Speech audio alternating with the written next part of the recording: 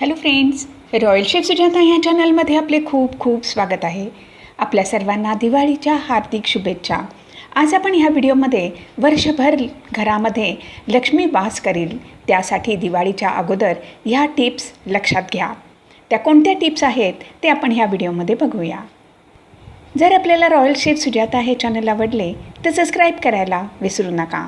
Bell आयकॉनवरती click करा, like करा, share करा. कॉमेंट सेक्शनमध्ये आपले मत लिहायला विसरू नका. दिवाळी हा संपूर्ण वर्षातील एक महत्त्वाचा पवित्र सण आहे. प्रत्येक घरामध्ये हा सण धूमधडाक्यात साजरा केला जातो.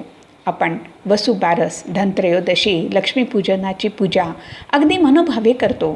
त्यामुळे वर्षभर आपल्या घरामध्ये धनधान्याची कमतरता होत नाही व संपूर्ण वर्ष सुखी समाधानी जाते. पण दिवाळीमध्ये आपण काही वास्तू टिप्स उपयोगात आणून घरामध्ये धनधान्य व प्रसन्नता आणा. दिवाळीमध्ये नातेवाईकांना भेटवस्तू देण्यासाठी म्हणा किंवा मित्रपरिवाराला भेटवस्तू देण्यासाठी म्हणा किंवा घरामध्ये नवीन वस्तू खरेदी करण्यासाठी महिलांना खूप उत्साह असतो. भारतामध्ये गृहलक्ष्मीला लक्ष्मीचे रूप मानले जाते व ह्या अशा जिम्मेदारीच्या गोष्टी महिलाच पार पाडू शकतात.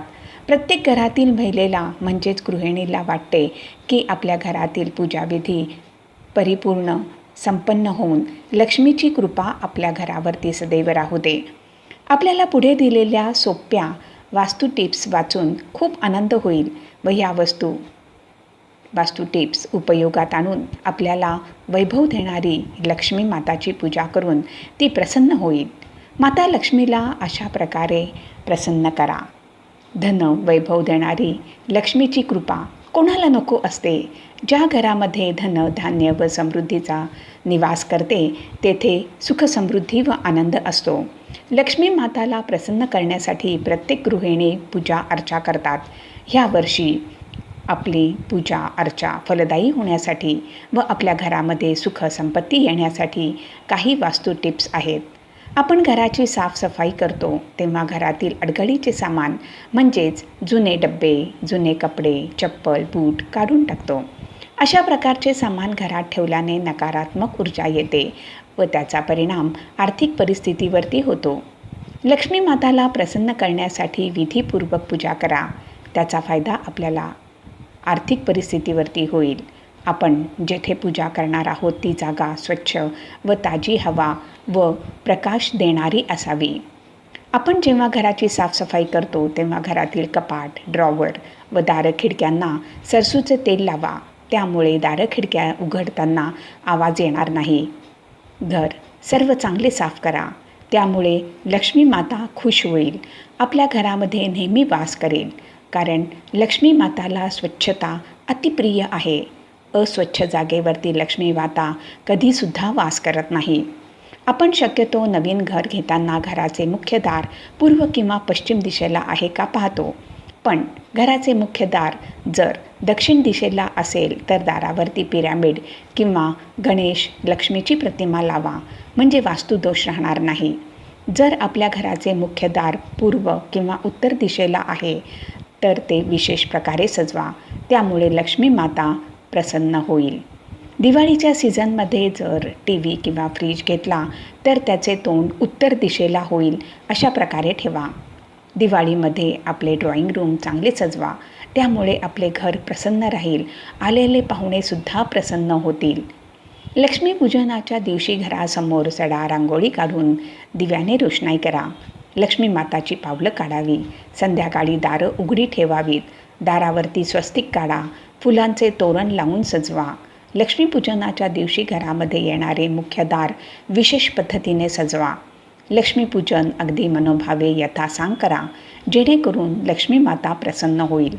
घरातील महिला किंवा गृहिणी घर जोडणारी व नातेसंबंध टिकवून धरणारी असते. वास्तुशास्त्रानुसार ज्या घरामध्ये महिलेचा आदर सत्कार होत नाही तेथे लक्ष्मी येत नाही, तेथे दारिद्र्य वास करते. आपल्या घरातील महिला म्हणजेच वयस्कर महिला ह्यांना आदर देऊन त्यांना सन्मानाने वागणूक द्या. बाथरूममध्ये वास्तुदोष असता आर्थिक समस्या येतात. त्या दूर करण्यासाठी काही सोपे उपाय होत आहेत. पूजा घरामध्ये चामड्याचे सामान किंवा चप्पल बूट आणू नका. घरावर पूजा घरामध्ये ठेवण्यासाठी सर्वात उत्तम जागा म्हणजे ईशान्य कोण किंवा उत्तर व पूर्व ही जागा योग्य आहे. पूजा घरामध्ये देवी देवतांचे फोटो किंवा मूर्तीसोबत घरातील मृत व्यक्तींचे फोटो ठेवू नयेत. आपले वैवाहिक जीवन सुखी शांतीने जाण्यासाठी काही महत्त्वाच्या टिप्स आहेत. पूजा करताना आपण नेहमी ताजी फुलं व फळं अर्पण करावी. जमिनीवरती पडलेली फुलं अर्पण करू नये.